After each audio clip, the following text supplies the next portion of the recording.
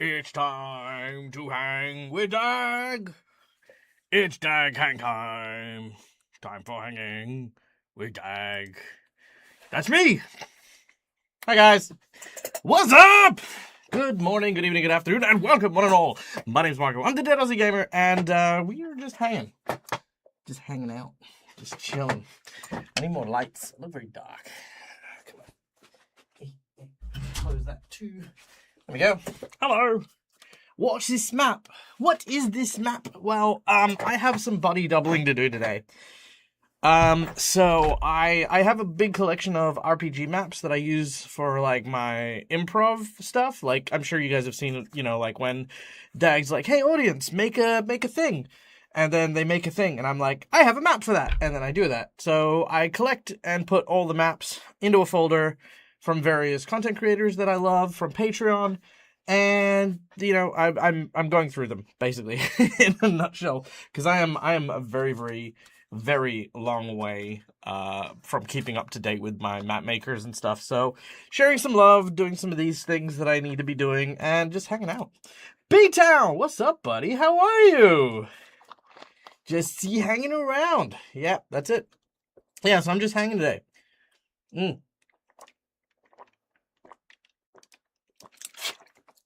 So, what's the point? I don't know, just to hang with you guys. I feel like with the DAG reads, doing the reading is really cool and it's fun. But getting to chat with you guys and actually hang and, you know, do stuff, that for me is like, okay, you know what, let's do that as well. Let's, you know, have some moments to just like talk about what's going on with you guys, talk about what's going on with me, have you guys be able to ask questions, very clumsily answer them, the whole thing.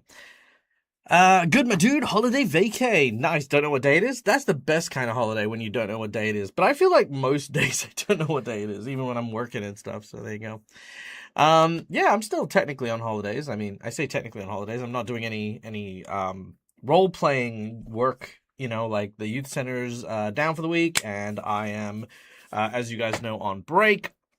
The big reason I'm on break is because I don't want people to be missing out on games more than anything else. I don't want them to, like, you know, feel like, oh, well, I can't enjoy my holiday or I can't enjoy taking a break because I'm going to miss out on part of the story or the adventure. And yeah, it's just a bunch of stress that no one needs. So this time of year, yeah, there you go. I'm pretty sure that the day ends in a Y. Yeah. Oh, fair point. Paul, good to see you, man. Won't know what day it is still New Year. Fair enough. Yeah. So yeah. As for these maps, these are the ones that I am in the process of downloading and exploring at the same time. So that's kind of what we're doing here. We're downloading these maps and then we're having a quick look at them. So I've just downloaded. Okay, so first of all, let me pull up the maps that we've got. So these are a list of the map makers that I traditionally use. This guy is Eightfold Papers. So they're the one that I'm currently updating. So I have everything before the farmland materials that they have, but we're going to go through them, download them, and talk about them, because why not? Tomorrow is Gloopy Day. Gloopy Day. I'm so excited for games to start back up, but I'm glad to have a nice chance to kick the flu before we play. Yeah, exactly. Stuff like that is why the break is important. So yeah, there's that. I've had a good break. I've enjoyed it. It's been a lot of fun. Okay, so this is the farmland map that is available on Eightfold Paper. This is the first farmland stuff. So you've got gridded and ungridded formats. We've got the Amethyst Sky, which I don't know. I like that I love the worn details, like the broken shingles on the roof and stuff like that. Maybe because I'm always very, you know, gothic orientated. So, you know, there's that. Blood Rift Cattle Farm. That's pretty ominous. Oh, there we go. The Clean Cattle Farm. So this is the happy-go-lucky one. I like that one. That's cool. At midnight. That's beautiful. I love the little glowing light effects at the farmhouse as well. That's super cool. This is the original one. Nice. Wait, so what's the clean one? Clean is...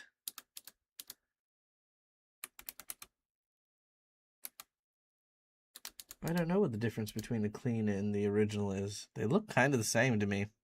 Purple one gives space vibe. Yeah, I could see space farm vibes.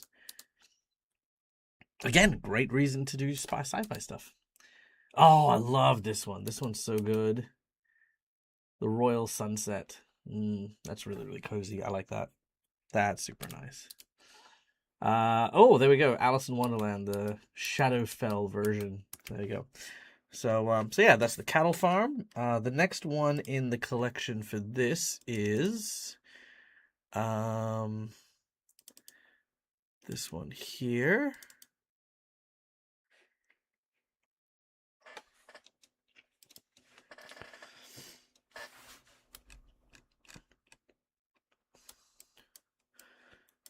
Can I put these in this? Is that a thing? No? Maybe I have to.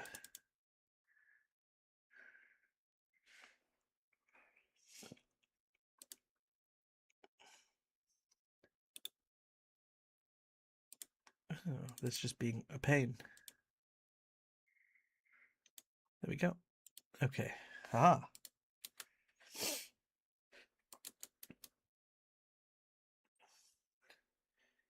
Oh, why is that not working?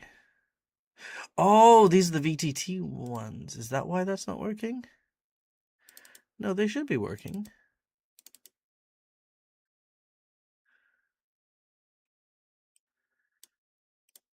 Okay, look, just... Okay, there we go.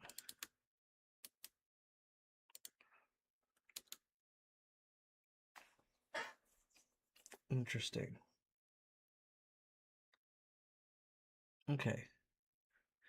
Well, I don't know why it's not working as well to showcase these.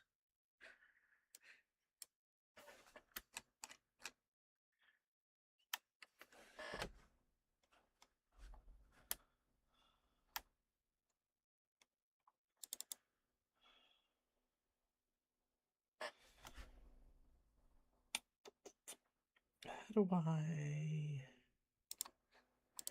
Oh, I know what to do. I will... Okay, so what if I do this, image slideshow, haha, and then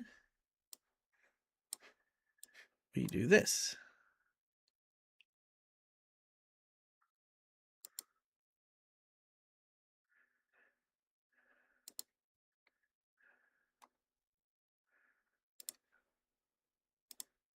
Okay, hold on, I got it. I think I got it.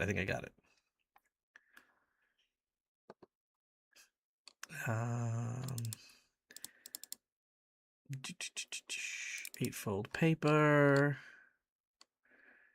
And we're looking at the farm collection.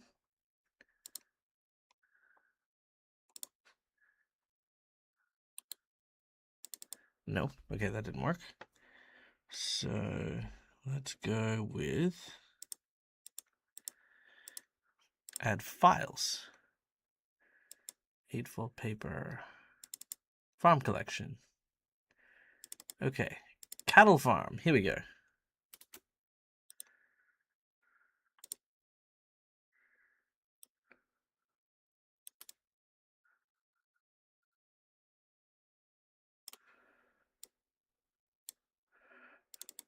Okay, so now transition to cut. Time between slides. Let's give it there. Okay. Okay, there we go. Cool. So now we got some transitional slides and stuff like that. That'll work. Beautiful. Also, DAG, if I want some cool maps to Season of the Ghost, there's a Patreon creator who's remaking all the maps to be better quality. Interesting. Send me a link on Discord and I'll take a look at it. Hopefully I'll be back before the stream ends. See you later. Catch you later. Okay. All right. So anyway, this was the farmland one. Let's now take a look at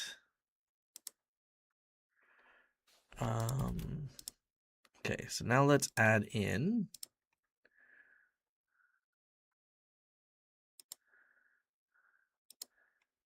So this is the watermill that they've added.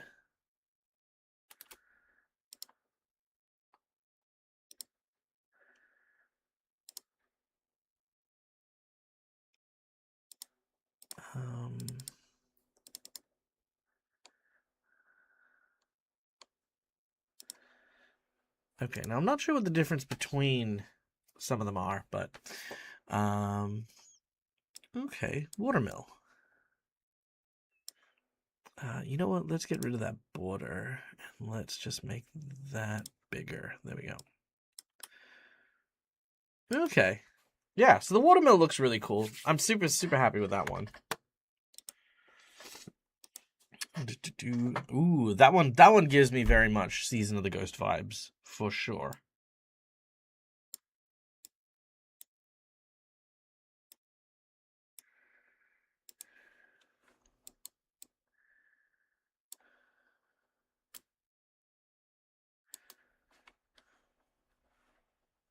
Okay, go away.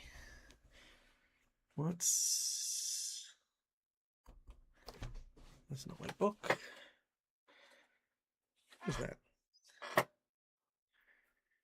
What is it?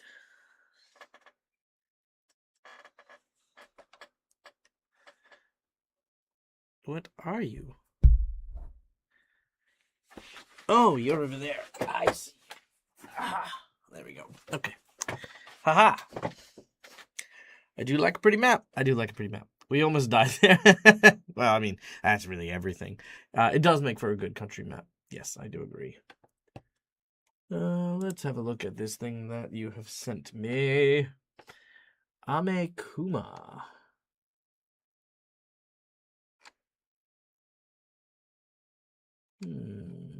Interesting. Okay.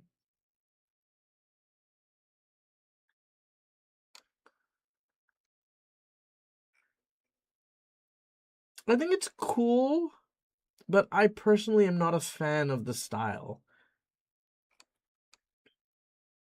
I think it's very uniform and not messy enough. I like messy maps. Messy maps get me happy. Ooh, I like this one with the cherry blossom pond. But yeah, everything else is very uniform, very straight edges, straight lines. But still, very, very, very happy that someone is like using Season of the Ghost for this kind of creative outlet. That's amazing. That's so good. Okay, cool. All right. So yeah, I like the water wheel. The water wheel looks really rad. Let's now have a look at. There's a windmill one that I just got as well. All right, here we go. Okay, so this is the windmill. Oh, that's dope. I like that. Let's make that a bit larger then, shall we? Ooh, that is super cool. Interesting choice on the purple lines. That's strange. I think that's maybe because the wind's blowing in a particular way. Hey, what's up, Thorn? Good to see you. Must have a crazy folder system going on for all my maps. Oh, it's okay. It's pretty much just all the creators and then all the maps, so I know who to credit when I use any of the maps or when I'm talking about them. Ooh, that's a cool one. I dig that one. What's that? That is. Is it gonna tell me? It's somewhere. It's one of them. Here we go. That one is the... Oh, that's the clean version, apparently. That's the clean version. This is the midnight one. That's all right. See, I don't... Much like I was saying before, I don't like straight lines. These lines are straight and even, but they're imperfect. Like, they're very rough, and I do kind of like that. This is the original one. This one here. Always the golden royals are always look so pretty, as do the monochrome one. I do like the abandoned one. The blood moon, I think the blood moon looked okay. Like that one looks all right. Again, very alien in looking as well. So there you go. All right, so that's the first one that I have downloaded today on my list. So let's do another one. And while I do, please feel free, ask me questions, talk about stuff, let me know the things, and as I make this stuff happen. Okay, so let's see. So the next one is called Belmont Street. So the Belmont Street collection.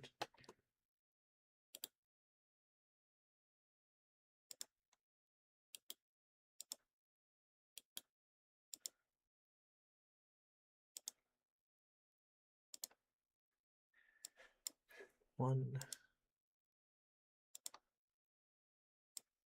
two,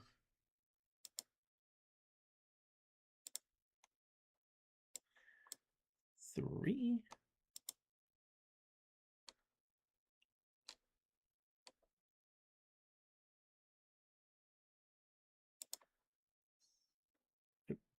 Nope, stop there. 1, 2, 3.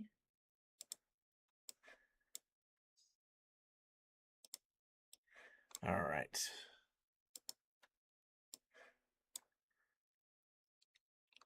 Cool.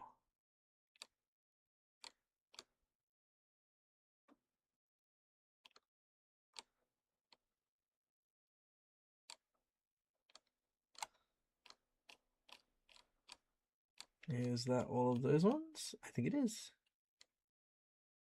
All right, nice. Okay, so let's have a look at these.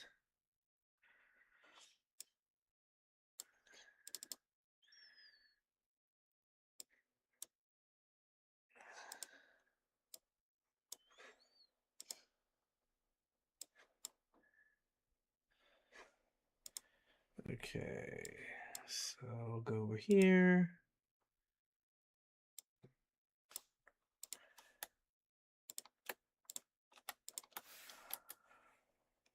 And image slideshow. Remove all these, and then we add eightfold Belmont Street. Okay, so part 1. So this is the first part of the street collection.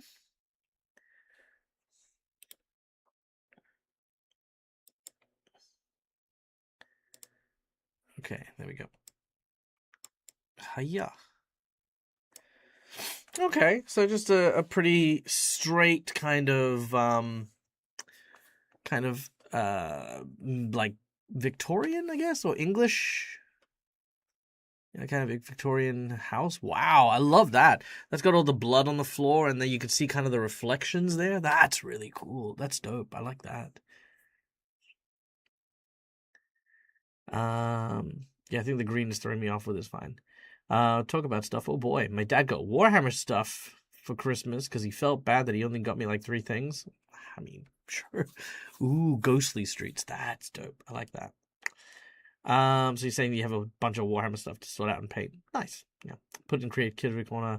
Planning on doing a stream. Nice. Nice. Love that. Ooh, that's cool. That's the winner there. I think that's very much the dark, spoopy streets that I look forward to. Hey, what's up, Cow to Face? Nice to see you. We are doing some body doubling while I do some stuff with maps, downloading maps. Ooh, I think this is the original one. That's cool. I love these. These are so good.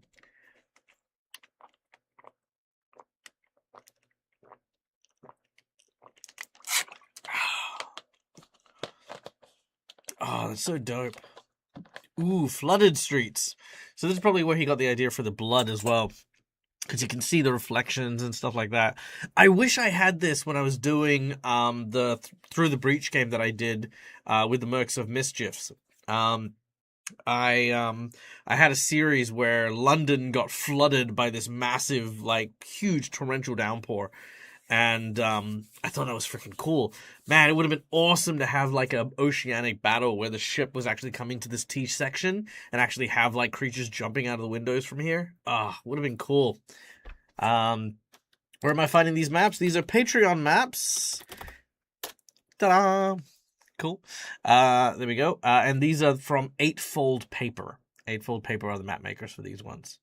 Ooh, this with a Blood Moon effect. Add some Eldritch Horror vibes. Yeah, well, that was what the... let's have a look. So, that was... There you go. That was the Blood Red one. So the Blood Red one does have that very Eldritch Horror vibe. But so does this one, I think. This gives me a Tales of Innsmouth kind of vibe, too. Was there any others? No, just that. There you go. Haha. Ruining everything. There we go.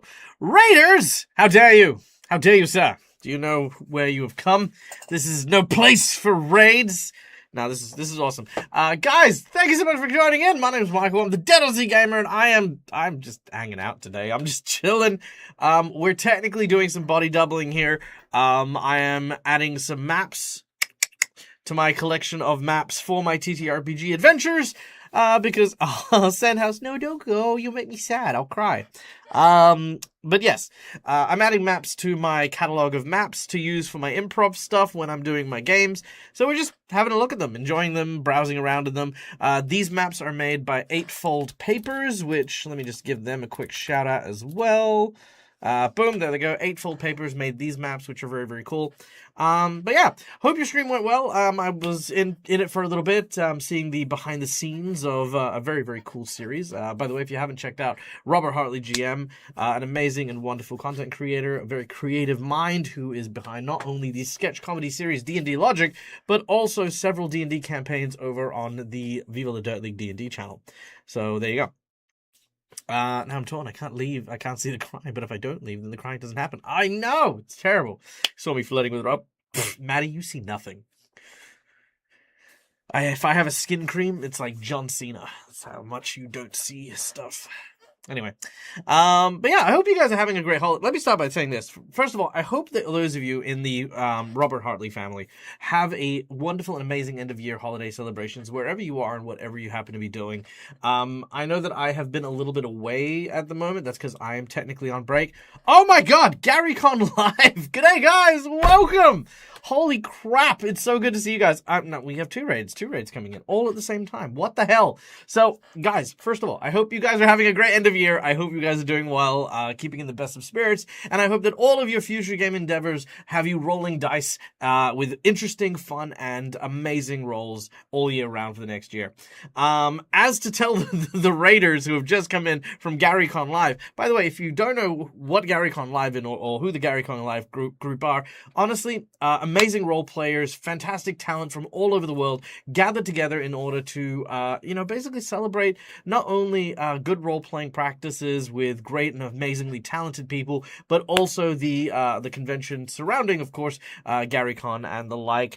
I've done some work with GaryCon Live before. We are very, very, very, very, very happy, to do stuff all the time with them. They're just a great group of people. And for those of you who are coming to the channel, my name is Michael. I'm the Dead Aussie Gamer. This is my place. This is my face. We do role-playing games here normally, but we're currently on a 2-week break for the holiday season. Today we're doing a hangout session where I'm just chilling out, talking role-playing games, just basically conversing with folks while I do some body doubling, which is gathering some maps from some of my favorite Patreon map creators, adding it to my catalog. So I have a whole bunch of really cool maps for the upcoming year. Now, this map here is the Boltaro Road Network from Eightfold Papers, which I'll do another shout out here. There we go. So Eightfold Papers do these ones, and I was just talking about how cool these ones were. But hey, look, guys, I'll tell you guys this. If you are joining us for the first time, and you don't know who I am, I run 10 to 15 games a week and have done so for the last 10 years. I do not only content creation over on Twitch, but I also run games for the local government here in Australia to help at-risk kids, and kids who are basically on the spectrum or who have very special needs, engage with the world and socialize through the use of role-playing games. So if you guys have any questions, anything you would love to discuss, please ask me. Not because I claim to be any kind of massive expert on stuff, but because I guarantee you I have failed and fucked up role-playing games so many times and in so many ways. I will likely have a story and I will likely have a situation that might be able to help glean some insight into what you might be going through or give you advice on something that you may need to polish. Ziriox, thank you so much for the follow, as well as Intrepid Idiot. I love that I can say that. Welcome in. HS, welcome to you as well. Abstractly Ace. Oh, I love that. And the Tipped Server. I tip my hat to you, sir. Welcome in, welcome in. I want questions. In what 3 ways is D&D better than Pathfinder? You fuck. Okay, fine. I will tell you. I will actually tell you this, because I tell people this all the time. I love Pathfinder. I do. It's my favorite thing. But it is not to say I don't like D&D. So, first of all, Zekriox, real quick. Yes, these do have massive London vibes. And honestly, I wish I had this for the game I had where London flooded. Very, very cool. Love that. Love this whole thing. In what 3 ways is D&D better than Pathfinder? Number 1, let's talk accessibility, right?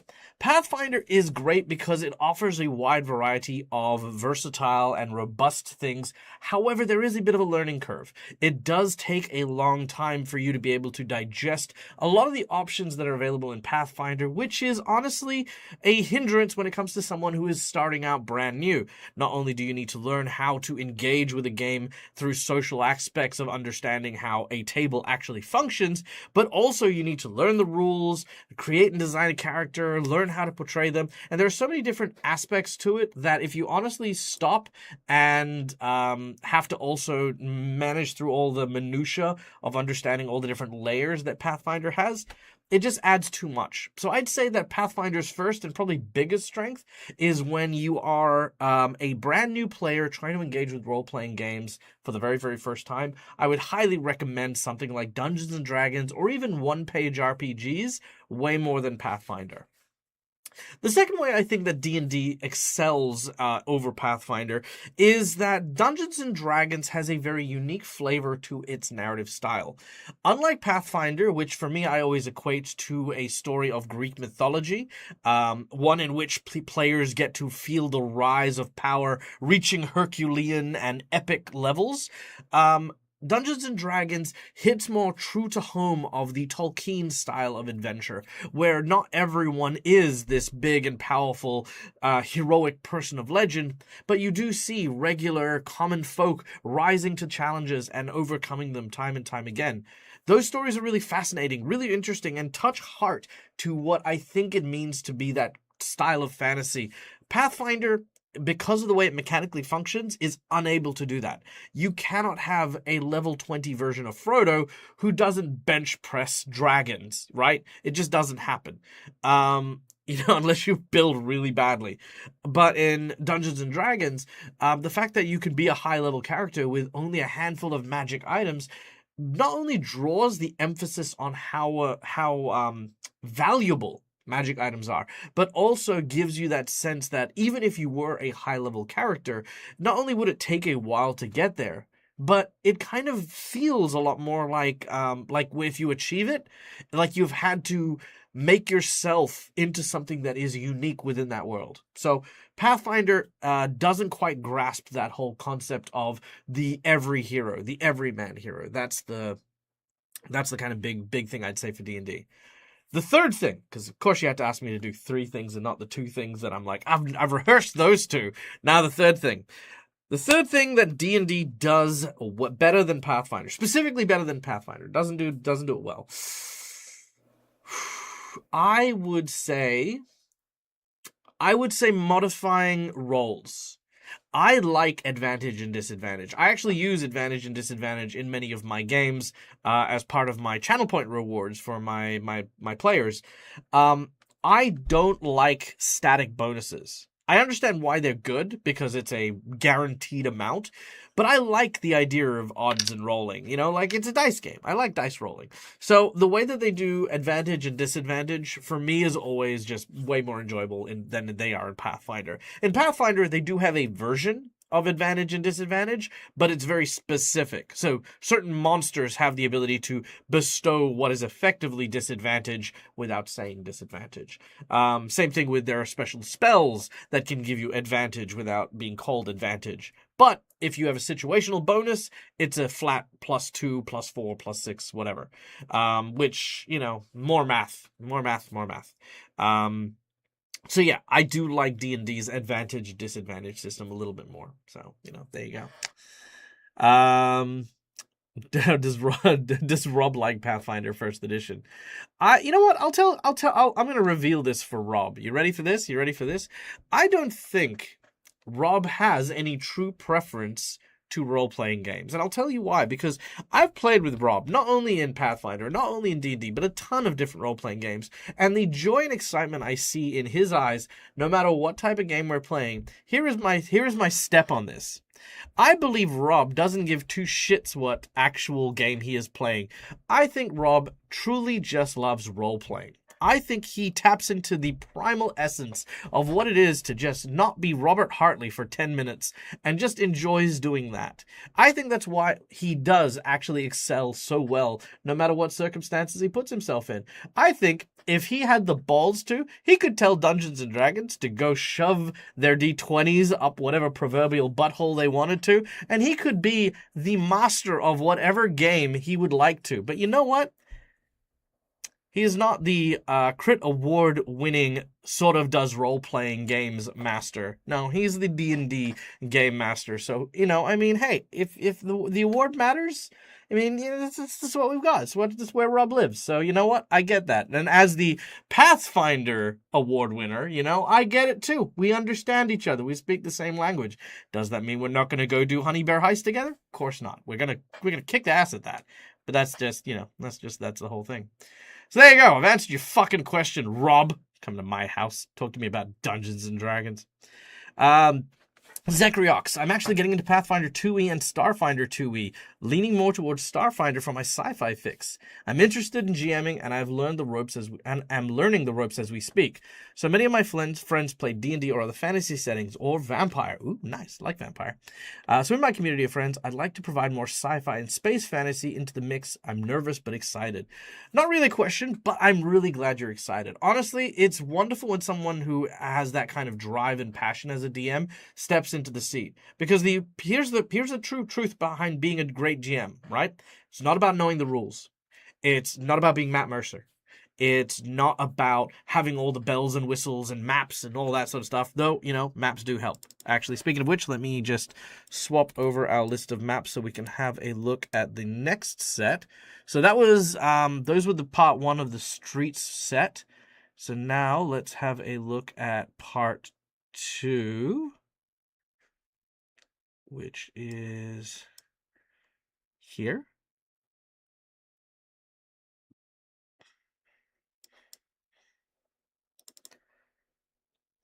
Yep, there we go. Okay, boom.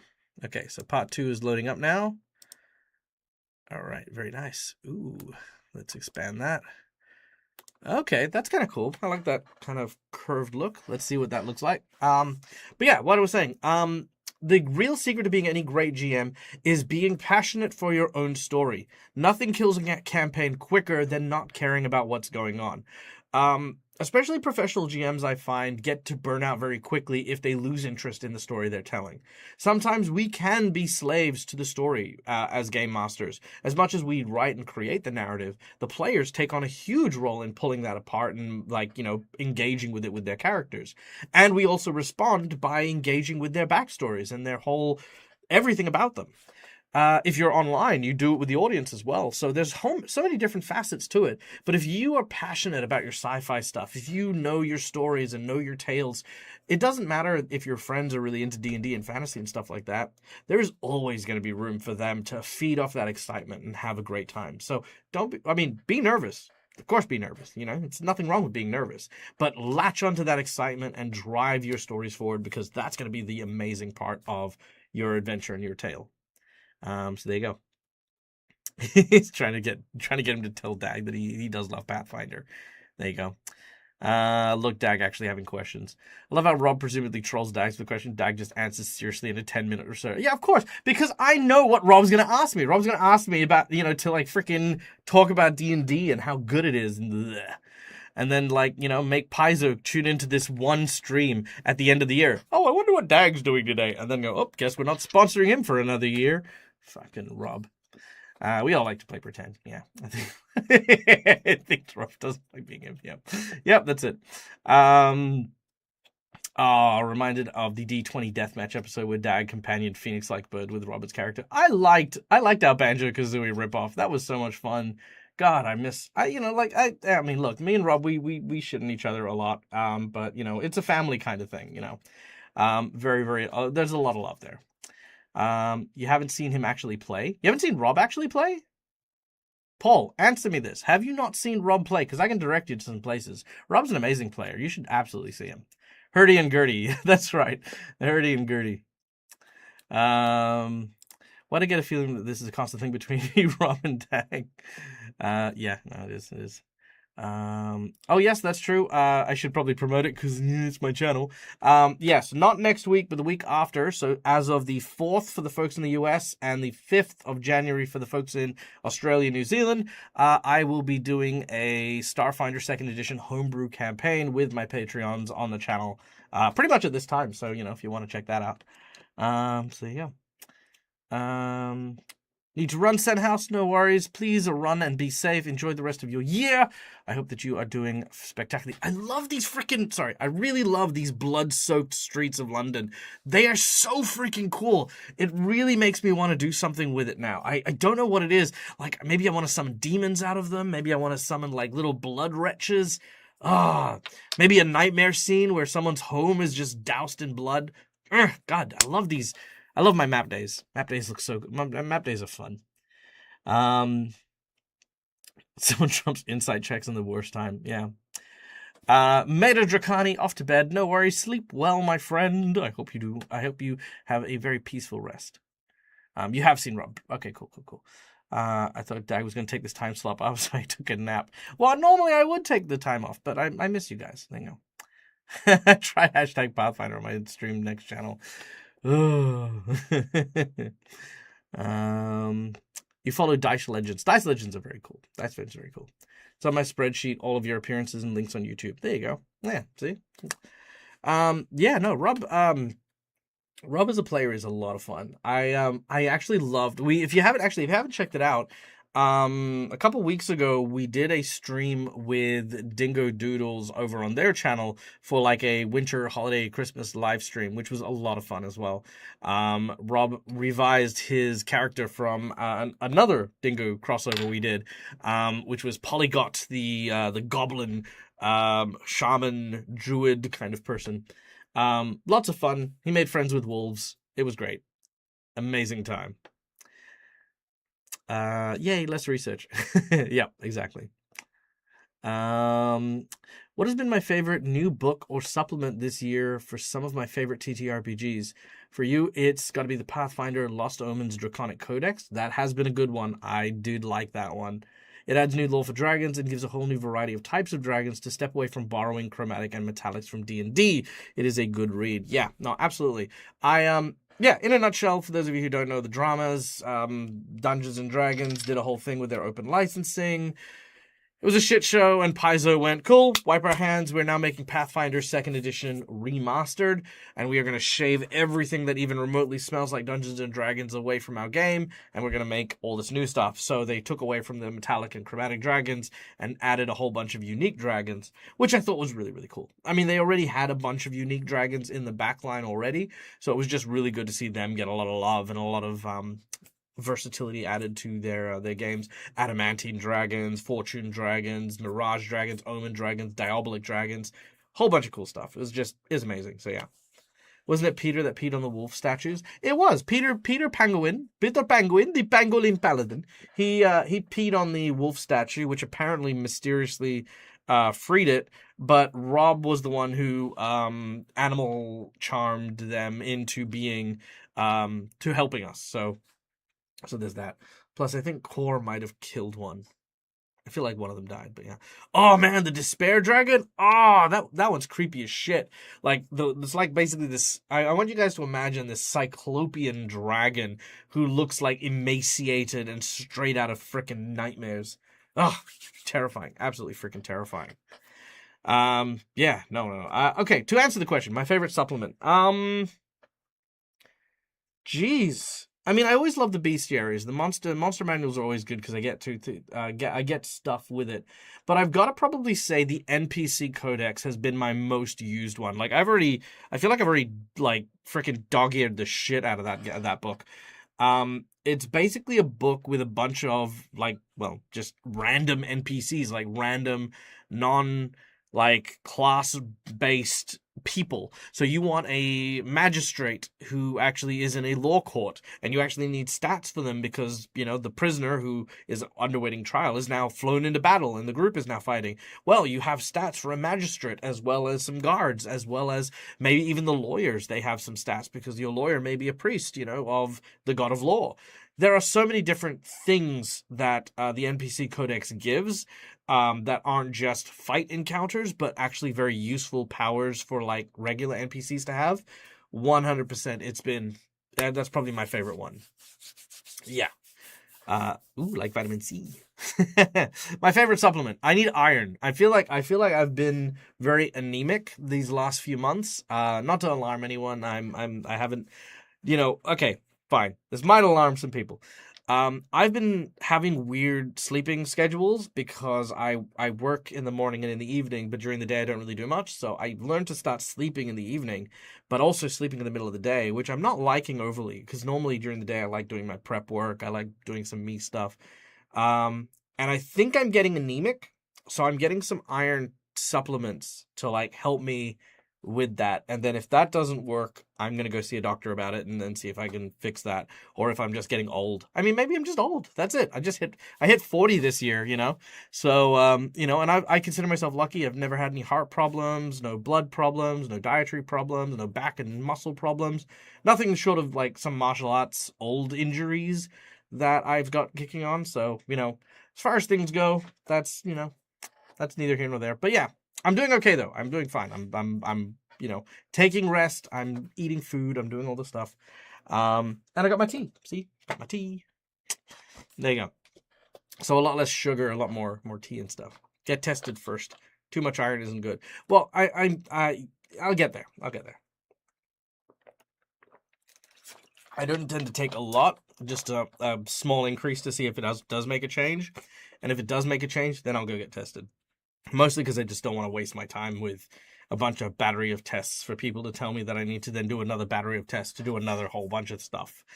I don't need exploratory stuff. I just need, you know, to try something and, you know, see if it sticks.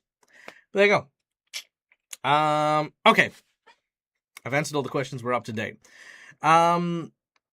Yeah. Oh, side note as well, just real quick while we're on the topic of Dungeons and Dragons role playing and stuff like that.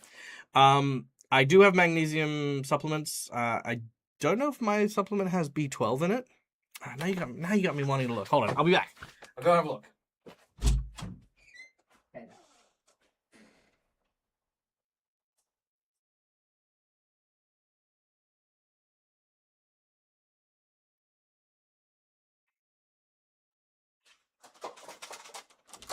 Man, supposed to be talking about role playing games, just hanging out casually and making me check my freaking supplements.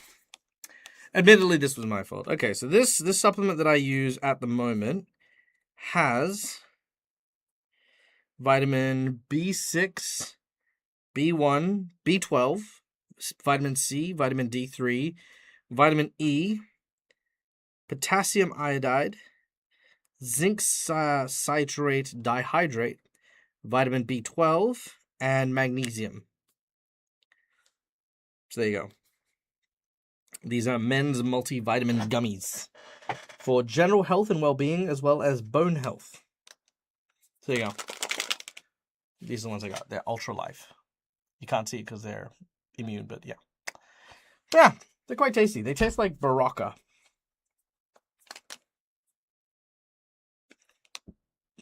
Chew 2 gummies a day. Do not swallow whole. Take immediately or after a meal, as directed by your healthcare professional. Do not use if the cap or seal is broken or missing. No artificial flavors, sweeteners. Store below 25 degrees Celsius in a dry place, away from direct sunlight. In Australia. Anyway, there you go. We got there in the end. So let's talk maps. This map. I like this map. I've been watching it in the background. One of the things I love about this particular one, this nighttime one, is that it actually has this staggered lighting as well. So I think what could really be cool with this one is actually having like an encounter where the shadows and the lighting actually do matter. Having little moments where like the globe explodes and blows up so that you can like hide among the shadows, or maybe stealth in to break into an apartment. That could be kind of cool. Yeah, it is a very pretty map, this one. Yeah, and this is the original one, so yeah. No, I like these ones. These ones are really cool. All right, and the last set from the Baltaro the Belmont Streets is this one here. So, there we go. Oh, the canal. Okay, that's cool. Okay. That's pretty cool. Interesting. I mean, I could argue this one to potentially be a monorail kind of thing. Like maybe I could add some like railway tracks, I know Eberron has a lightning rail. I could put it underneath here, so this could be like something that's like you've got to jump onto a train as it whizzes past or something. That could be cool. Don't take them outside. Oh, Votaria. You think it's 25 degrees outside. Outside's double that. Inside the house, it's like for me, comfortable. And I want to say comfortable as in like I am at a perfect temperature is about 24 degrees. 24 degrees inside is what's good for me. Oh, there we go. Actually, you know what? They have train tracks right there. Fucking this guy. Freaking legend.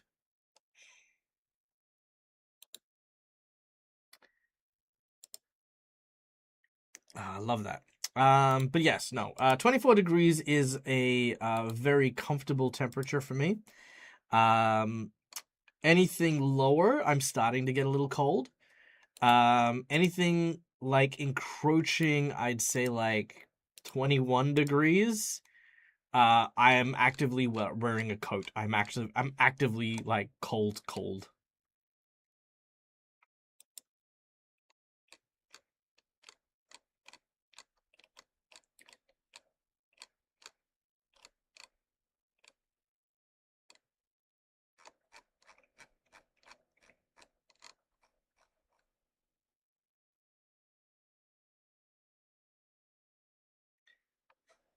Okay.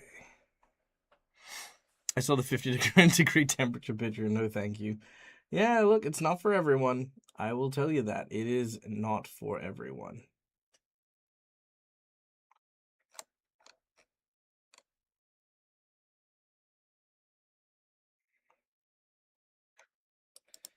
Okay. All right.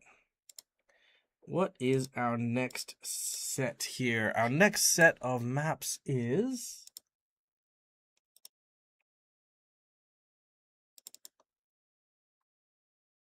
Ooh, interior collection.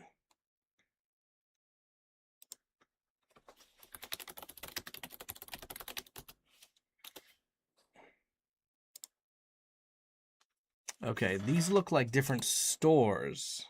Okay.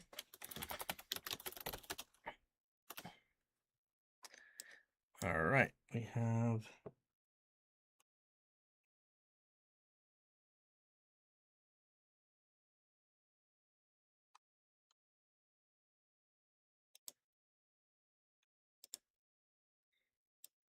All right, we have the music store, so let's open this one.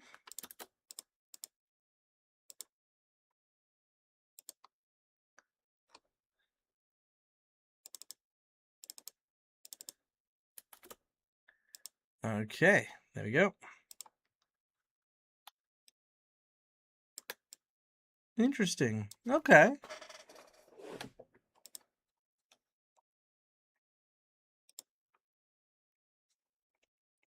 I'm good with 80 degrees Fahrenheit, 122 degrees Fahrenheit. Yeah. Quite like my 25 Celsius. Yeah, no, see, 25 Celsius is good. That's quite tasty. I like that. Negative 35 degrees. Yuck. Oh my god. Oh, I would die. I couldn't. I couldn't do it.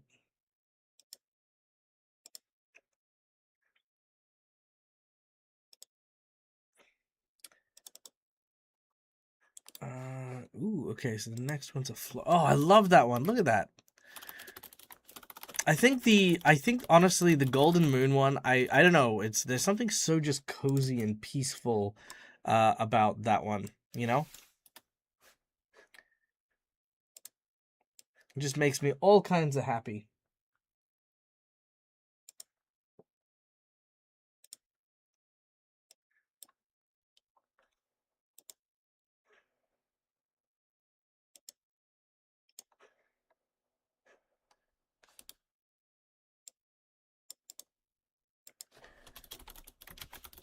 It's also a cool one.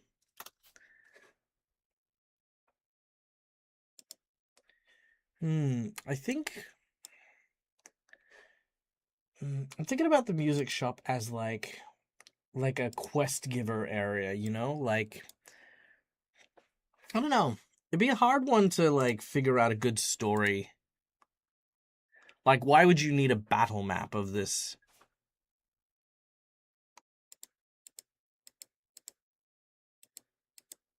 But I like that there's like the storefront section and then there's the actual office section. So that's kind of cool. Reminds you of a study. Oh, you know what? You could use this as a guild hall, a guild meeting hall. Like, you know, like I don't know. In my head, you know, you see like the isekai animes and stuff like that. And you've got like the guild master sitting there with a meeting, and that's the table you would sit at with the two sofas, so that your party could like, you know, converse with, you know, the guild master and stuff. Okay, okay, I can see that. I can see the office one having a good space. Okay, next up we have the florist.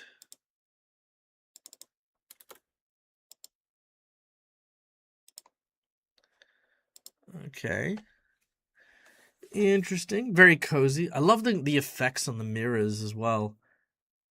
Like it's frosted glass, so it kind of looks like a greenhouse, has those kind of vibes to it. I dig it. Music shop battle map. The B-Beg is a bard. Ooh, that's cool. I like that idea.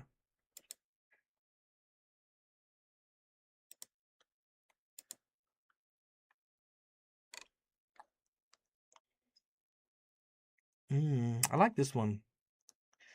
Yeah, oh, the lighting in the previous one does give a very spoopy, wintry vibe. Well, these are kind of nice. These are very...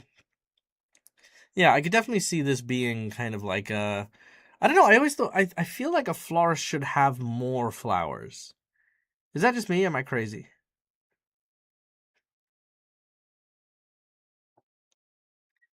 Ooh, that one's very spoopy.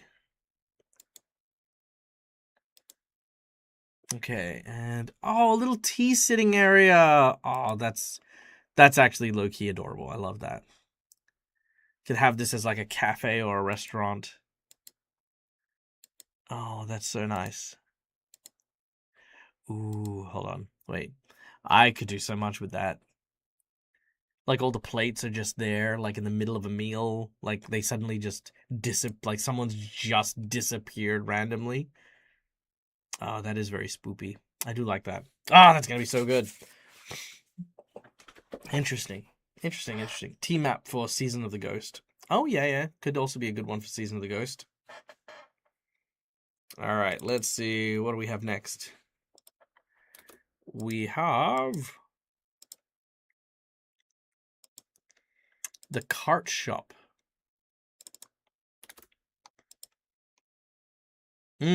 This guy's actually so good in terms of lighting and shading. Like this is one of the things I love about this guy's map in particular, is some of the maps he does have very low details, but a heavy focus on just the depth within his actual maps, and that's what I love about it. I'm a very, very big fan of the, like, even though it's a top-down view, it's still very, very dynamic. It's still got a lot of character in everything that he does. So yeah. I love the details. Yeah, no, it's great. Yeah. Yep, yep, yep, yep. Also, by the way, still open for more questions and stuff if you would like to ask. As we go through this cart one, I should start downloading the next set. Okay, interesting. So, what are these ones?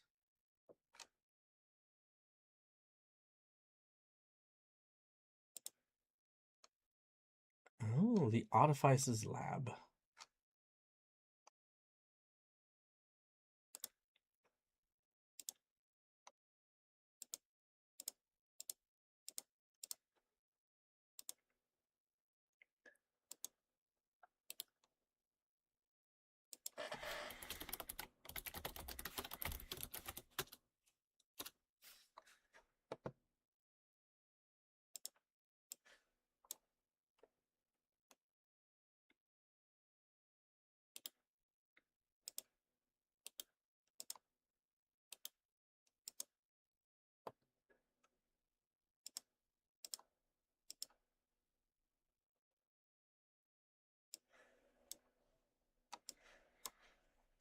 Okay. I do like the cart room. And I like the fact that they've actually converted it into a blacksmith too. That actually does look super dope.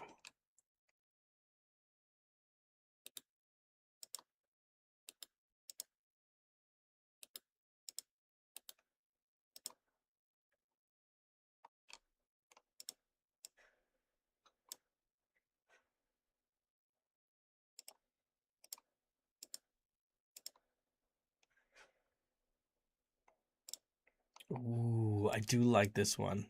I mean, this is gonna this is gonna be the case with all the spooky ones. I'm gonna be like, oh wow, spooky stuff. I like spooky stuff. Yeah, that's right. DAG just lives in perpetual Halloween. That's basically it in a nutshell. Okay, so next up we have the Artificer's Lab, which is pretty dope. So let's take a look at these.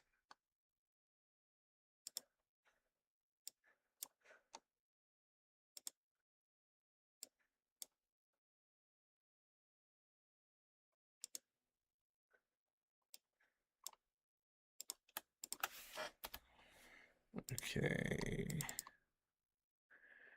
Artificer's Lab.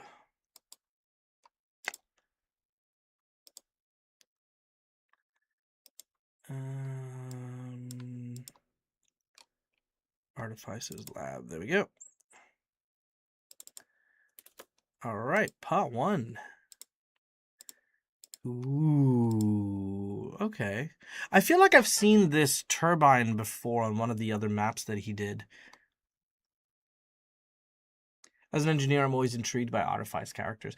I do like Artificers. I think they're cool. I like the fact that in Pathfinder they've turned Artificers into inventors because it makes the whole like actual technological development more a part of their character than I think the Artificer does. The Artificer feels like just a mechanical spellcaster, I feel, in having played Dungeons and Dragons a couple of times with the Artificer, whereas the Inventor modifies and changes their innovation, which I kind of like. So yeah. Oh, I have a map question. You may have answered this a while ago. I had to pop out. Do you prefer room specific maps like this or town maps? Honestly, room maps. I think like the world maps and town maps and stuff like that, I feel like those lack the practicality of what I should be giving my players. Like if I give you a map, I wouldn't necessarily be giving you a fully detailed map on every single tree, branch, and stump that exists in that region. I'd be giving you a map to get you to places. I'd be giving you small, like kind of little collections of like, information. And I don't really see too many of those types of world maps or town maps and stuff like that around the place. battle maps, they need to be this. This is what you see. Everything here is what it should be, because when you provide it to the player, that's what they see, you know? So I think that's why I prefer room maps to world maps, because world maps feels like an above the table, here is what you should know as characters, versus you actually don't know your way around. Here is a map of the world, and you guys can fill it out, or you guys can have bits and pieces, um I don't know. That's just kind of how I feel about it. So yeah. Character idea number 4: Artificer who has built a Warforged. Interesting. In my world, I actually changed the idea of Warforged. I like Warforges in general, but for me, I actually created a race known as the Ironborn. I know Rob's created a version of the Warforged himself as well. For me, Ironborn were made by gnomes as a means to try and survive harsh environments, but those harsh environments ended up being like, basically, this area here is filled with poison gas. Send the Ironborn; they're gonna go off and like do what we need to do in there. So they were basically like crash test dummies in a way. And eventually, when they became self-aware, gnomes and warforgers became very at odds, because the warforgers started wanting freedoms that the gnomes didn't believe that they were entitled to, and yeah, lots of stuff happened there. So yeah, I like that story. I like the D&D system, though there wasn't anything that had a similar system to it that wasn't sci-fi. Spelljammer, while interesting, was not what I was looking for, because it leans heavily towards fantasy. Starfinder was a marriage of the systems, the sci-fi aesthetics that you were looking for. Yeah, great call.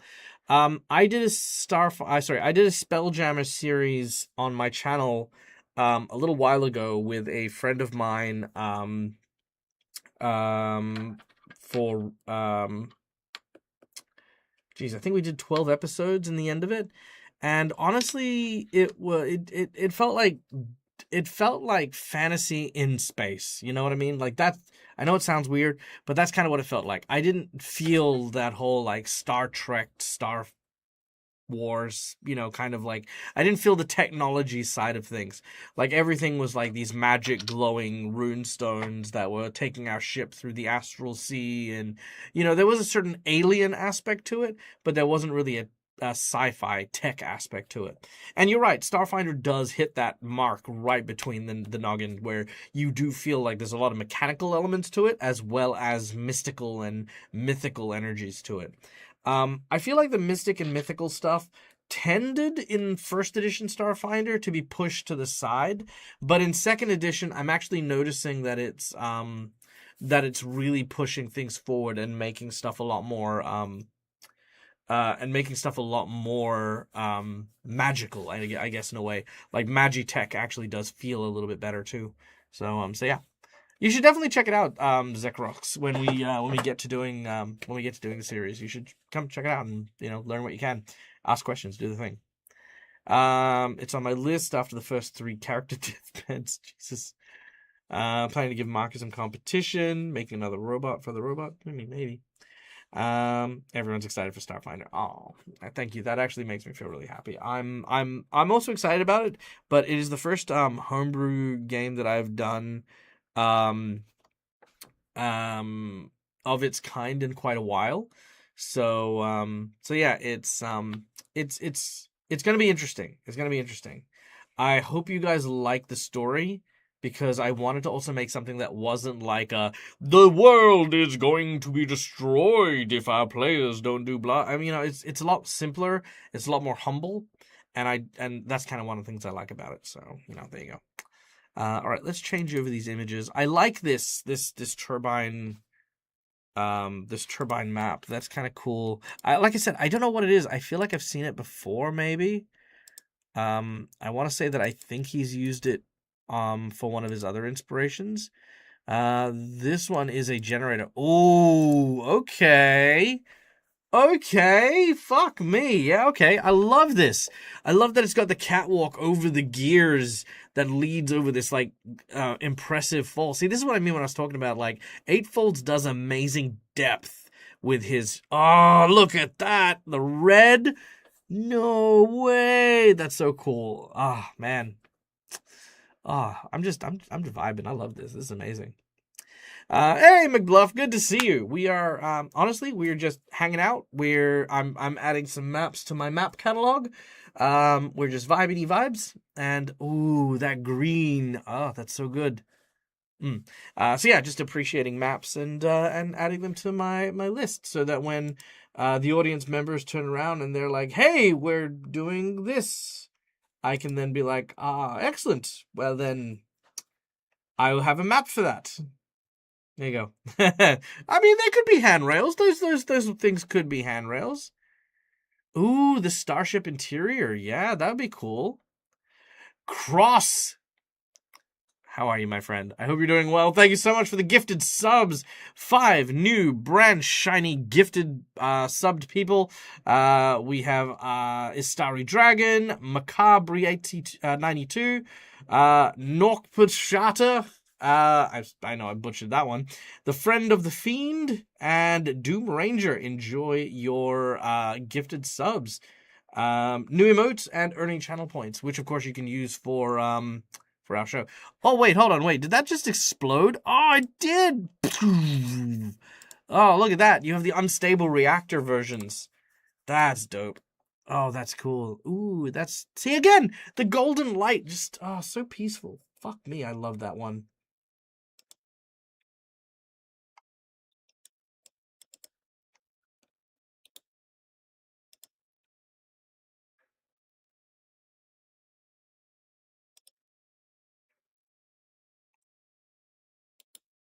Ooh, Hype Train level 2. All right. Oh, man, these are so good. You want to make more maps? Maps are cool, man. Maps are amazing. Explosions, they are so dynamic. Yeah, no, they are. They are. Oh, yeah, you know what? The golden one does give it a steampunky vibe. Yes, absolutely.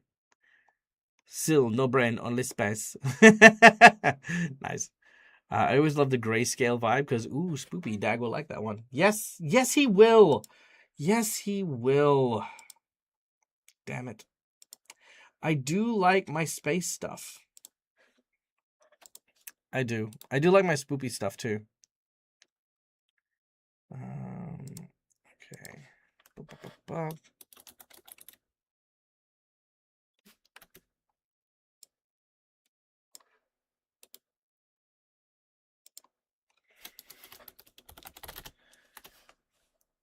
Cool, there are so many of these maps to get through. But I will get through them. I will find them. And when I do, I will kill them. I have a certain set of skills that are of no consequence to anything you are currently doing. Please don't hurt my daughter. I'll give you anything.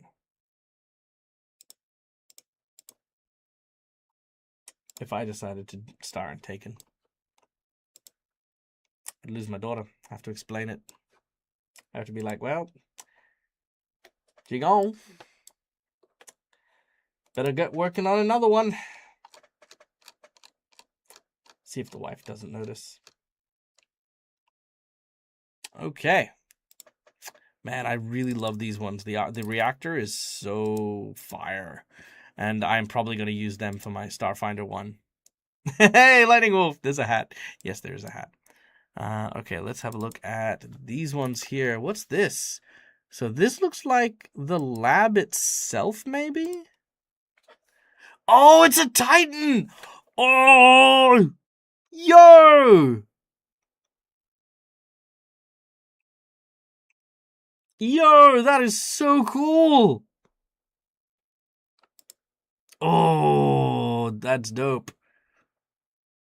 Oh, see, but now I need to put a mech in my Starfinder game. I do love mechs. I do want to have mechs fighting kaiju at some point or another. Oh, it's empty. Come back. Giant robot, come back. Robot, come back. Although, if I have this, I could technically find another top-down view of any other machine or robot or spaceship or whatever and actually import it there. So that could be kind of cool. Green robot, blue robot.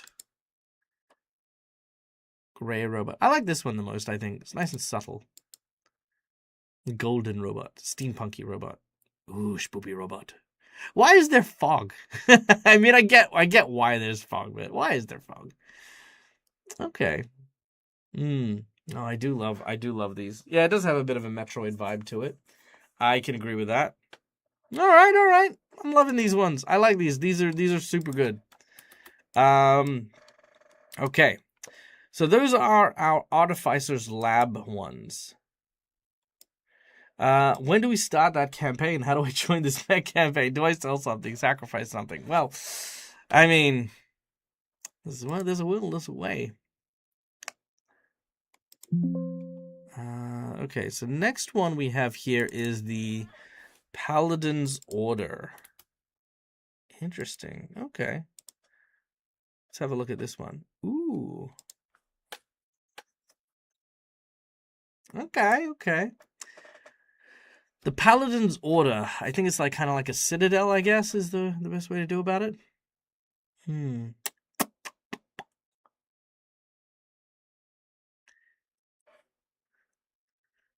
Interesting. You remember earlier on I said like how some of his style can be like super simplistic? This is kind of what I mean. Like it is what it is, but it doesn't excite me, you know.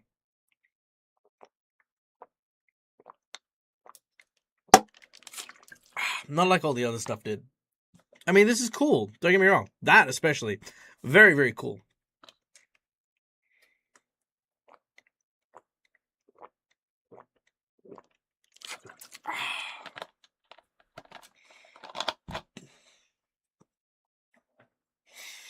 That's quite nice.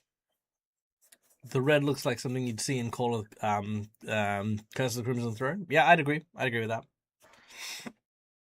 This kind of gives me like Feywild vibes. Could almost be the doors at the Sandpoint Temple. Oh yeah, true. I'd say yes if there wasn't so much foliage. I don't think there's much foliage in Sandpoint itself, so.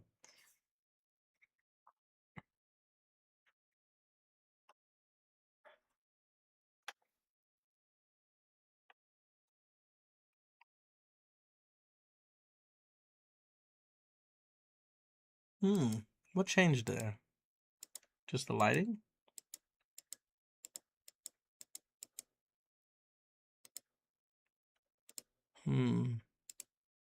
Oh, the banners. That's what's changing. Okay, cool. Because I've got two. I've subscribed to two versions of each of the maps. So some of them have some subtle changes, and that one there is the yeah, it's the banners. That's the difference. That's still cool though. I don't mind that one. Like I said, just doesn't excite me. Let's have a look at this. Okay, so it's kind of like the inner rampart of the actual castle itself. So you go into the entrance, then there'd be the little way in the middle before you get into the center of the castle. That could be cool.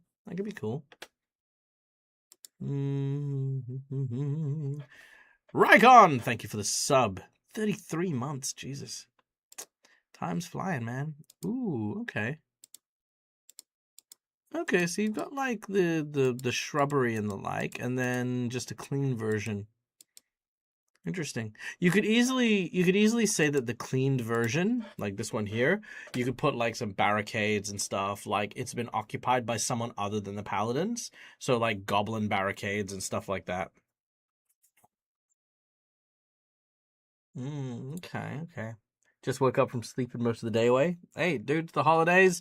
Enjoy yourself. Do not let guilt stop you from enjoying.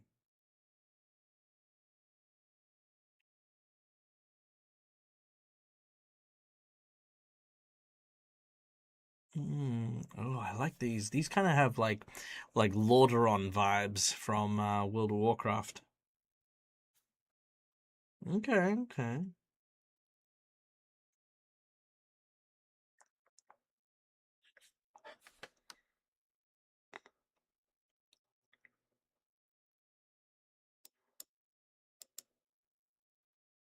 I like the autumn. The autumn's quite nice. I kind of wish there was a cherry blossom version. Like there was more of a pinkish kind of vibe. Mm. Okay, yeah, not bad, not bad. A lot better, I think, than the previous one for sure. Definitely drummed up my inspiration and my interest a little bit more, but still so. All right, last one here. Ooh, oh, that's cool. Like kind of like a little like Knights of the Round Table, the Paladin Order sitting room.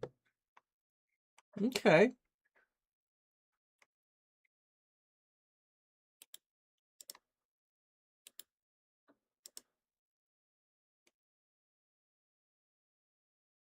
Interesting.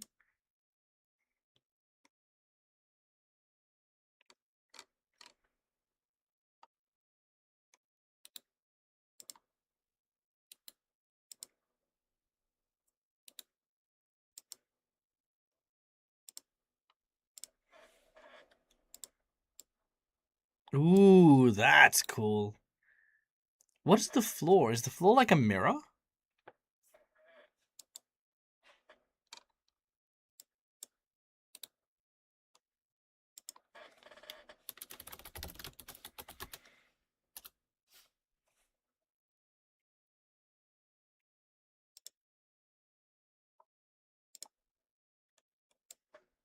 Okay, these are kind of pretty.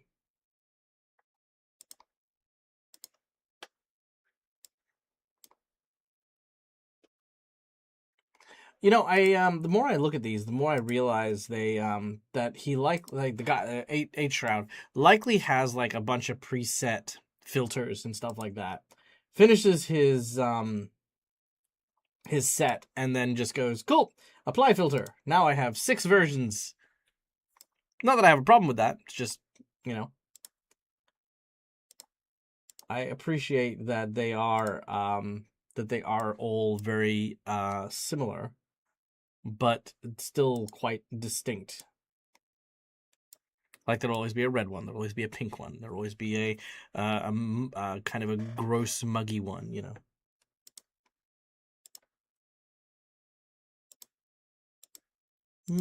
Okay. I don't think the Paladin set is one of my favorites, not by a long shot. Um, would I use it? I'm sure I could find a situation to use it. I'm definitely sure I could.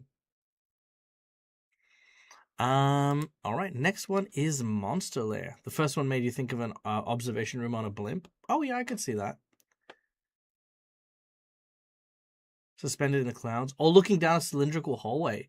Oh yeah, I could see. So instead of a top-down view, it's like a forward view. Okay, that'd be interesting. Interesting. Okay. All right. Let's have a look at the next set. So the next set after the Paladin stuff is the Monster Layers. So we're gonna start with the Silk Shroud Forest. Again, another reasonably simplistic one.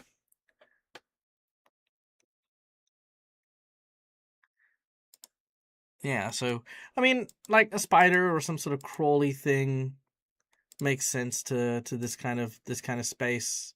I like the sticky web kind of stuff. But yeah, again, another very simplistic one there. I don't think we need to go into that one too deeply. Then we have the Dustfall Ruins. Oh, these are cool. I like the kind of cultural inspiration as well. That's pretty cool. These are pretty dope. Also, by the way, I'm going to give a last call out for anyone who wants to ask any questions or discuss any topics surrounding role-playing games and the like. Speak now or forever hold your peace.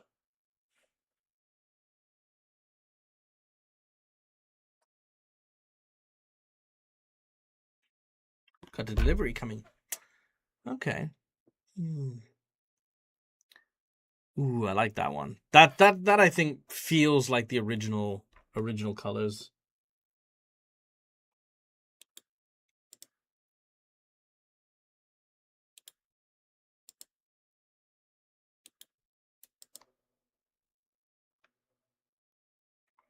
Looks pretty good for a lost civilization to explore. Yeah, I'd agree with that.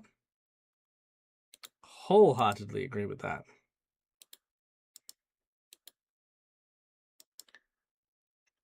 It doesn't even need to be a lost civilization. I could see that being like a group of like aliens from like Akaton or something.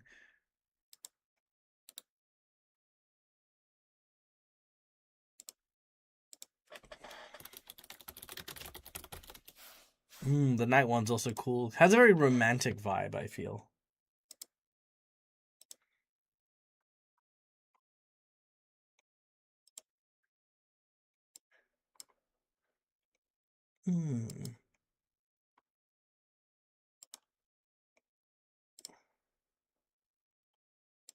Okay, I dig it.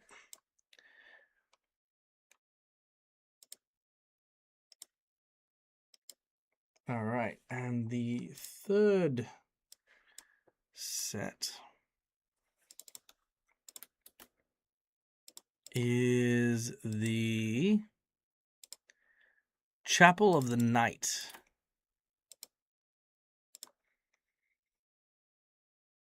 Ooh, okay. I can fuck around with this. That looks dope.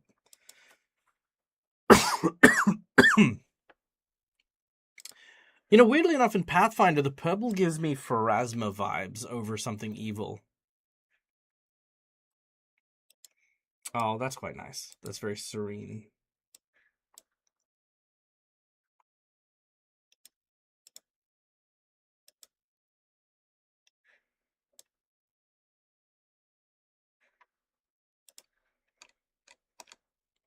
Oh, so no statue? Okay.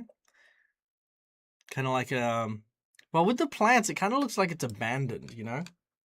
But not cursed, not like decrepit or anything, but just like people don't go to here.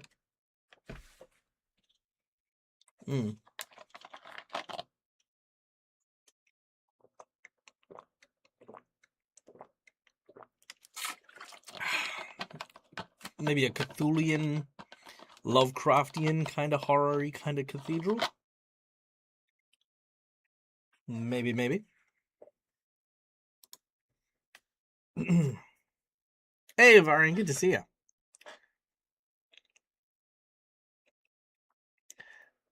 A city which vanished overnight? Yeah. The red definitely gives Asmodeus or Akachek. I agree.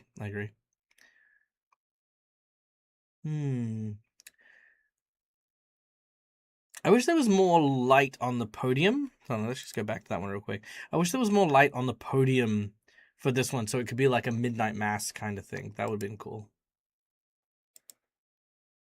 Ooh. I mean, these are supposed to be monster layers, so, you know, I kind of get it. All right, these ones were dope. I dig them too. All right. All right, last call for questions. Final call for questions, and we'll do one more set of maps, and then we'll call it there for the stream. What's the next set? Oh, is this the Phantom Theater? Bum bum bum bum bum bum. Bum bum bum bum bum. Bum bum bum bum bum. Pie, please. You are talking to an Australian mate. It is always pie. So much so that I'm going to order a pie right now.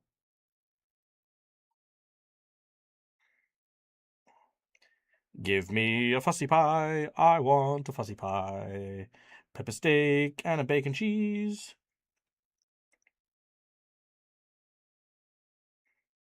Do I want some cheese Kranskis?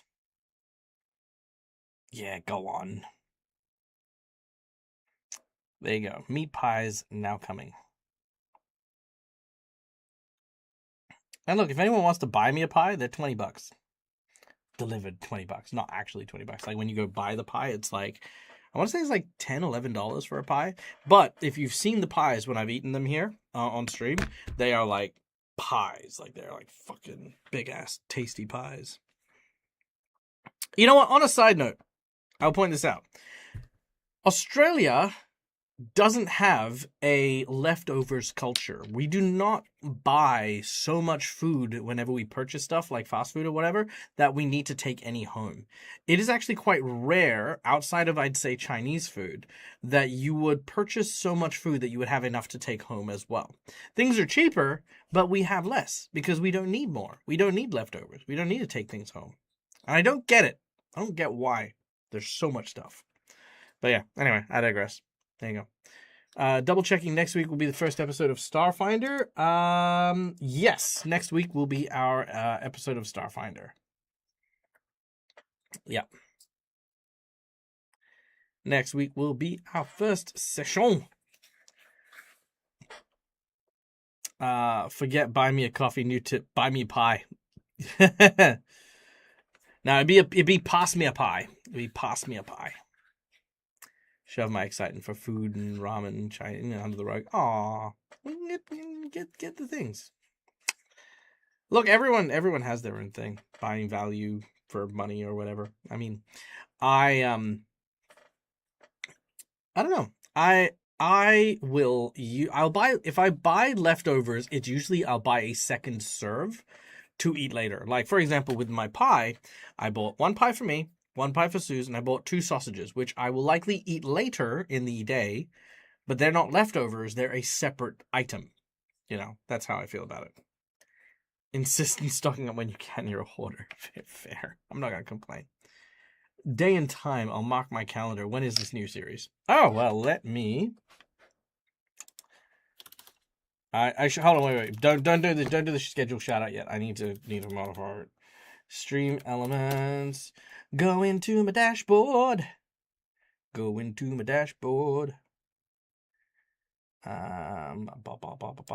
Streaming tools. Chatbot. Chat commands. Custom command. Schedule.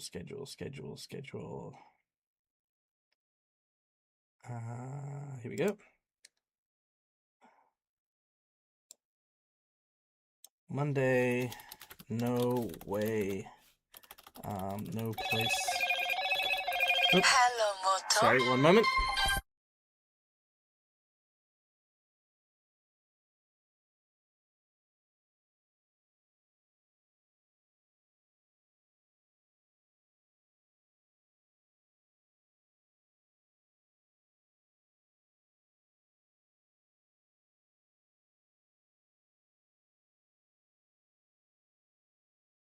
Oh, that was my pie shop being fucking legends. They were like, hey, we're just out of the cheese Kranskis. Can we give you some of the chili cheese Kranskis? And I was like, dude, that would be delightful. Because they are awesome. They're a blokey bloke place, too. Thought it was your fun. Oh, there you go. All right. Okay, so that is there. That's there. Okay, cool. Okay, there we go. I've saved that.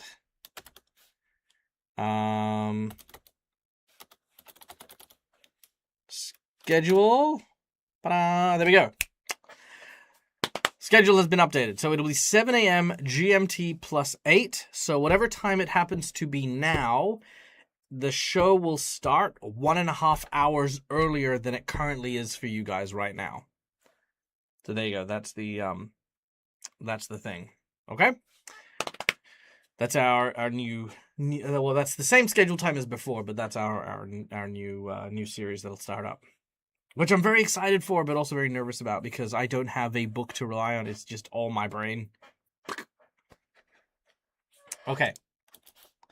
Let's comment on this map. Okay, so this is the Phantom of the Opera map. It looks like a beautiful theater. I love the marble work. It's so detailed and the like little areas of distress that you can see on the tiles. It's actually kind of cool. I really enjoy it. I don't know if I like the lighting so much because I think the lighting mutes everything, but I think the original and this one actually look quite nice. Yeah, like all the colors seem to, like I said, just kind of mute. I think those because the colors are already quite subtle. So, but it's good. It's good. but with inverted commas. That's my statement on it. It's good, but quotation mark. And then we have the theater. Of course, the theater. We need the theater. That's it. Ooh, that reminds me. I need to.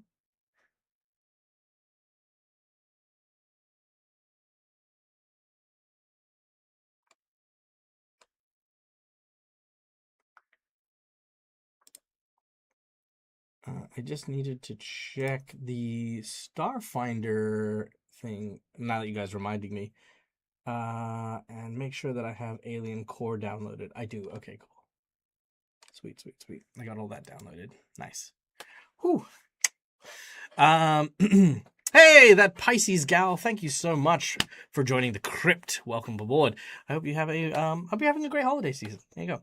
Overcord, hello and Merry Xmas. Hope the festive season is treating me well. It is treating me well.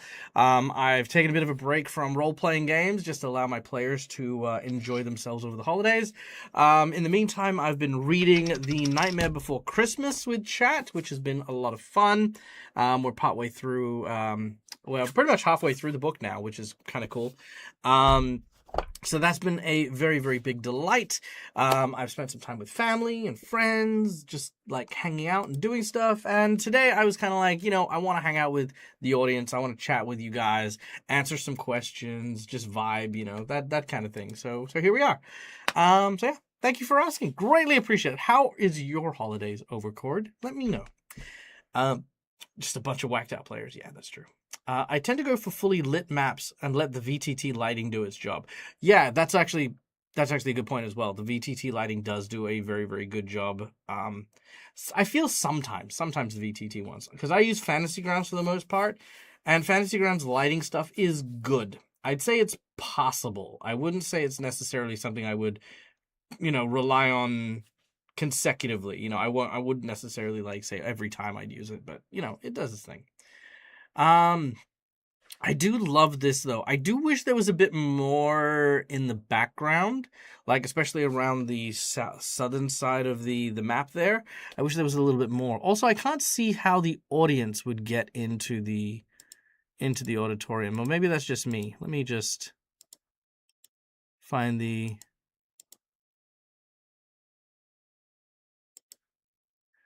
Would they come down from the top here and then down the stairs? Is that how they would do it? I imagine so. That's my guess. Now you have this song stuck in your head and loop. Nice.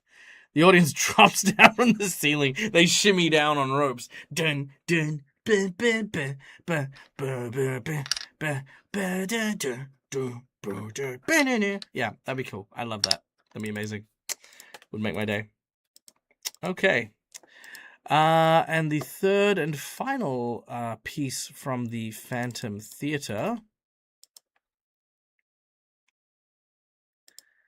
Ooh, so this is the backstage area. So this is behind the stage, behind the curtain. That's cool. I'm glad they have that. I'm glad that it looks messy. Like I said, I like messy maps. I don't like maps that are too clean or too angular. Just because they lose a lot of character. Ooh, yeah, that's kind of cool. Oh, that's my favorite one. I like this one. This is cool. Yeah, there's a door on both sides. Yeah, fair. It's been excellent running and taking part in a bunch of one-shots across the festive season. Nice.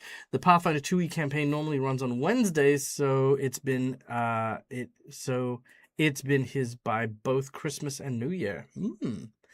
5e campaign is running across the holiday season, with session 239 plus 240 taking us into the new year. Dang! Love that. That's freaking amazing. Awesome. Are you doing something special for the one shot? Are you doing something like New Year's themed? I don't even know what a New Year's themed game would look like. Everyone always goes for Christmas, but who does New Year's? Dread does New Year's. Yeah. Anyway, Starfinder puts on a play. Could put on a play for sure. I like this one. I dig the Phantom of the Opera vibe. All right. Well, as previously mentioned, that brings us to the end of our map downloading doubling for a little bit. I'm gonna keep working on it and try to get as many maps as I can while I'm not doing anything, which is gonna be great. I'm doing a pub crawl, so it could be either, I guess. Nice. Yeah, that's fair. That's fair. Or a St. Paddy's Day. Do an Irish twinge to it as well. That'd be perfectly fine. Let's talk a couple things actually before I leave. So, another thing I've been working on in the background during the holiday break has been a like a role-playing masterclass series of videos. So I'm doing some videos just to kind of go over advanced techniques for role-playing. So I wanted to bring these up to see if anyone had any questions about the topics that I'm going to be working on, so that I might be able to add stuff to my list of things. So I have done a video on role-playing with method acting with role-playing games. I've done a video on traitor characters in role-playing games. I'll be doing one on combat RPG next. So basically how to roleplay in combat, how to still keep your character while combat is going on, and you don't just sort of switch into, I roll this, you do that, I do this much damage, yada, yada, yada, back and forth. I'm also going to be doing one in terms of reaction responses. So basically how to have your ooh, ah moments when it comes to role-playing. Point of view roleplay. So we're going to be talking about first, third, and omniscient versions of point of view when we are role-playing. And we are going to be going to do another video on role-playing your style. So that is to say, to adjust the mechanics in role-play and how we keep the things that are going to be important to the game and how we can change and shift things that aren't important. And I think we're also going to do a video on pragmatic play. That is to say, playing games that are as minimalistic as possible so that we don't get things wrong over the roleplay stuff. So there you go. So those are some of the videos we're going to be doing. Skittermander plays the organ with 6 hands. Impressive. Giving it all 6. Cass would like the combat roleplay video. Yep, I imagine so. I can't act with poo, but I love some flavor text. Flavor text is good. And here's the thing. Role-playing is not acting. And that's one of the things I talk about in method acting, the method acting video, is you need to understand the difference between using acting techniques in role-playing games, which sometimes is not appropriate, versus learning the things that are going to be beneficial and where they should be applied. There's a whole... Again, I did a whole video on it, so yeah. Balancing the different boundaries of your players would be a potential subject. Okay, boundaries. So this is a table management video.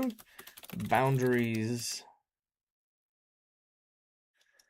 Yeah, managing boundaries. Yeah, I can make a video on that. That's not a problem. In my opinion, you should flavor text all your actions. Don't listen to you. Yeah, I wouldn't flavor text all actions. Keeping in mind, it is about moderation. What should you flavor text? I think flavor texting your powers, abilities, and actions when you instigate, so instigation actions and reactions are your 2 things. So that's actually a thing. So I should go with role playing, instigating.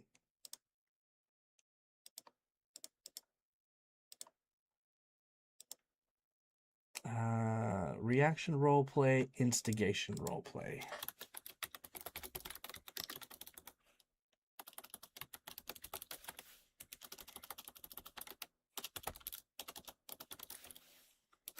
Yeah, so those 2 are going to be very important. Instigation roleplay and reaction roleplay. Yeah, okay, cool. I can do a video on that. I can expand on those ideas. Sweet. Some of it kind of crosses over depending on how you narrate it. Yeah, absolutely, 100%. I think it's important to be able to manage both of those things, because a lot of people, if you over roleplay, I guess, you end up taking away from people, especially if your roleplay is entirely centered around you. Instigation roleplay can be both a response to something. So, for example, I want us to go in this direction, so I'm instigating a conversation. But it can also engage someone. So, for example, what do you think we should do here? And asking someone else throws the ball over to them. So, role playing those moments, I cast a spell and I'm going to instigate this action. Another good example, but you might also not want to take up too much time instead of giving it to someone else to react to. So, yeah. It's cool. Lots of stuff. I'll articulate it better when I make the video, I promise. Okay, but guys, I think that brings us to the end. I think we've got like a bunch of cool stuff there. Oh, sorry, I know everyone. Oh God, sorry, that whizzed past me real quick. Yada yada yada. Properly envisioning a scene so you can take actions that make sense and not necessarily acting. Yeah, exactly. Acting is not the goal. Is not the goal at all. I know everyone will scream you should do a session 0, but in reality you cannot plan for all and everything. Yeah, actually I do have a session 0. I have two-part session 0. How I run session 0. Maybe I'll do a video on that. So I do 2-part session 0s, which I could easily make a video about. We did 2 of them. Okay, so the first thing we did was the character build. So we had everyone meet up together. We outlined expectations. We talked about like all the different ideas we had. I made the players come to the table with 3 ideas each, all of which very, very different. And then we picked the kind of most promising ones for each of those videos. We kind of picked the most each of those characters. We picked the most promising ones, put them all together, and that's what we ended up as our table. What we then did was we then built our characters, went away, and chewed on our characters for a little bit.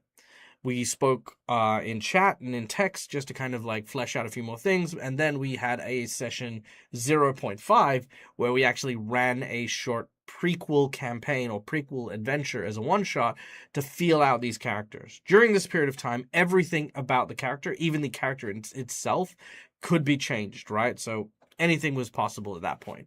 Everyone seemed to be okay with their characters with a few adjustments that they wanted to make here and there, which was great, But then once we got to the end of that session, we're hopefully ready for session 1 to begin. You can watch our prequel 0.5 episode on my Patreon. I think it's available to anyone, so even if you even if you subscribe for as little as $1, you'll get access to that video. But yeah, and all of my channel videos go on YouTube, Dead Aussie Gamer Live, where I think it's just a catalog, right, of all the videos that I do. So yeah. Very much like First Aid. Not quite that. It's like the thing is when we play our characters, a lot of people tend to put in their mind that the character you build at the start of the game needs to be the character that finishes the game. And I don't subscribe to that. I hate the idea that if you've built a character, like my character is an edgy rogue with an orphan family, and I don't get along with people, and I search for traps, and I'm going to be here, and I'm going to be awesome because all of the encounters are going to be saved, or scaled to suit me and my current power and ability, so I'm always going to be the best. No, that's not how my world works. It's not how my games work, right? You will evolve as a person. The person you are at session 1, if you get to like even level 4 or 5 and you are still the same person, I take that as I've done something wrong because I haven't given you enough to evolve as a character and as a person, right? Every character in all of my campaigns start off in one way, but eventually learn a lesson, find something to grow from, and that's important to me, So, and not every character will do it, mind you, but I want to give everyone the opportunity to do so. So, I'd say less than a first aid kit. I'd see it's more of a clay sculpture getting its first treatment. It hasn't gone in the kiln yet.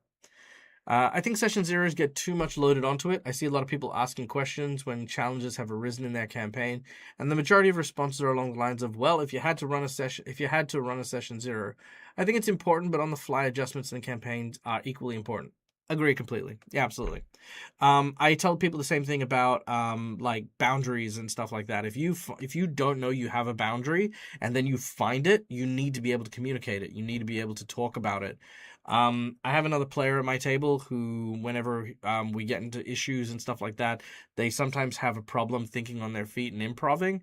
So same thing, communicate, talk and chat, let us know stuff, like have that communication, and we can adjust on the fly as we go. Super easy ways to go about doing it, especially if you want to try and convey or to try and present your characters in a particular way. Absolutely, 100%. All my DAG stuff. There you go. Have they not heard of character development? Hey, look, don't be surprised. Most people become so obsessed with playing the game right and correctly that they completely forget their characters need development or that their characters grow. It's not as uncommon as you would think, And yeah, it happens. Um, don't use don't use a first aid kit if you're not trained. Ha. That was something I saw in all the players of Curse of the Crimson Throne. All the characters had some measurable growth. Yeah, absolutely. 100%. Absolutely. Everyone had growth. Hey, Hot Bandicoot. Good to see you. We're just about wrapped up, but it's wonderful to see you. I hope your holidays are going well, my friend. Scheduling a mandatory first aid course for the crew. Well, you have to pay someone to come and teach it, so, there you go. I really enjoyed Agnes's development from the sweet mothery oh dear to I've had enough of this crap. Yeah, that's true. That was always a fun one. I did like Holly's evolution from this naive, cute little like fairy who believed in sunshines and rainbows to being afraid of like freaking everything to feeling betrayed and then just going full mad bitch on everything that she came across because she was betrayed by Jack and her mother and a whole bunch of other stuff. Everyone goes through stuff, and it's awesome to see that happen. Yeah, look, walk face first into a boundary. Don't be afraid to make mistakes. Actually, I will say this. This is something about my channel. This is something I believe in, okay? And if I get canceled for this, fuck the people who tried. I believe boundaries exist not to be pushed, but to be rested upon. I don't think that you should set out the goal to go and fuck with someone's boundaries. I don't think you should be toying with them or trying to cross them. But I think a hand should be on it. I do. I believe that if you have a boundary of like, hey, I really don't like this, that's great. I will put my hand on it. And if you feel comfortable and you want to move that boundary back a little bit, I'll keep my hand on it and I might follow you forward if I so desire. But I don't think avoiding boundaries, I don't think simply hand-waving boundaries to pretend they don't exist, I don't think shit like that flies. I hate stuff like that. That pisses me off. Like the idea, and I know this is going to be very controversial, the idea that racism no longer exists in canon role-playing game settings and stuff like that pisses me off. It really does. Because for me, as someone who is, as I'm sure you've noticed, a person of color, it feels like just ignoring a part of human nature that has existed. Like it sweeps it under the rug. Like, oh no, none of that matters. No, racism doesn't exist anymore. Well, fuck you. I much prefer racism to have existed and then been overcome or dealt with than to simply pretend like it never existed. And that for me has always been like a huge important thing, I want people to say like, yeah, orcs were fucked, okay? They had a culture which cannibalized themselves, continually raided and rampaged and warred with people to the point where people hated them because that was the knee-jerk reaction. Then arose a few notable leaders who decided to change ways, and there are now pockets of different cultured orcs which exist in addition to the ones you hate. But there are other ones who aren't inherently evil, who are trying to make the world better for themselves, who are dealing with the prejudice that has been perpetuated not only from years of their culture but from the tribes who still believe in their traditionalist values. Does that make the traditionalists wrong? Absolutely not. But I love that Pathfinder was able to take the Colo, which are the gnolls, and actually give so much heart to their barbaric ways. They rip apart the bodies of their enemies because they do not waste anything. If they retain bits and pieces of their flesh or bones and fashion it into their clothing, it's a sign of respect and honor. Sure, we don't see it that way, but they do. And I love that that's how they built that, and that's how they've developed it. I hated the idea of just pretending they don't exist. I've felt that way since day one, and I feel that way now. That's what I mean when I say a boundary should have a hand on it, but it should never push or break it without the consent of whoever's boundary this is. In my particular case, my hand firmly is placed on that boundary of like I guess stereotype is a big one. Stereotype and prejudice. I think they should exist. I do, and I keep my hand on it. And if people feel uncomfortable, I don't push. Never push. But if people are like, okay, I'm willing to play along with this. I'm willing to kind of see where this goes because they know that I'm respectful. They know that I'm going to tell a good story. Great. If you've given me permission, let's see where this story goes. And that's how I like doing things. Okay.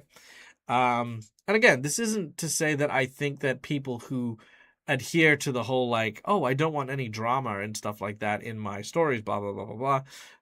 I'm not afraid of drama, you know, and I don't think any less of people who do want to play it safe, who want to avoid playing stereotypes or you know, talking about, you know, these sorts of things.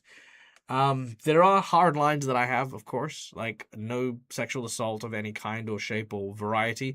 I might imply it. I might put a hand on that bar and say, like, this is this person's intention because I want to shape this guy to be an asshole, but I'll never push it. I'll never make that actually happen. But I want you to believe I would. Does that make sense? I want you to believe that I would do shit like that, but I never would. Hand on the border. There it is. So yeah, sexual assault, harm to innocent children or animals, torture of innocent animals, and, you know, yada, yada, yada. I don't like removing player agency, but there are some times where I will do it to a degree, such as when I possess poor OG, you know, stuff like that. And yeah, you know, I think those are my big boundaries for the most part. Hey, Laura, thank you so much for the gifted subs. Look at that going out. Let's see, who got a gifted sub? I haven't even seen it yet. I'm still not even down the bottom yet. Hold on. I'll catch up to it. But thank you for the gifted subs, my friend. I hope you're doing well. Mwah, big love. Okay. Trauma, and 7 dooms. Yeah, pretty much. Holly's growth was great. Team Holly, yay. Looking for a way to explore some without freaking anyone out. There's degrees of context. Yeah. I mean, again, it's all about feeling things out. And I think Overcord said it best. It's about adjusting on the fly. It's about being able to move and change things on the fly. Instead of burying everything challenged, let player challenge the wrongness of the world and let heroes be doing hero stuff. Absolutely, 100%. Friday night games, I have a blind null mate because of those changes. Yeah, look, the Colo are so fucking good. I can't tell you enough how much I appreciated and loved the Colo.